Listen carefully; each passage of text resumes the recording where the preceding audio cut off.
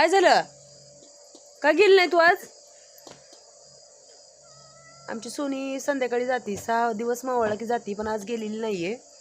आणि आत्या आज काय काय बनवलंय? मी गेलते दळणाला, मग आत्याने स्वयंपाक बनवलेला आहे. आणि हा,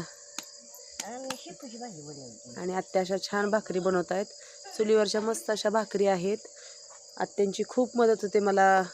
मी गेलते गावात दळणाला गव्हाचं, त्याच्यामुळे आत्यानी भाकरी बनवल्यात. आणि इकडे मस्त अशी मामानी शिरडांवर गेल्यावर शेपूची भाजी आणली होती रानातली.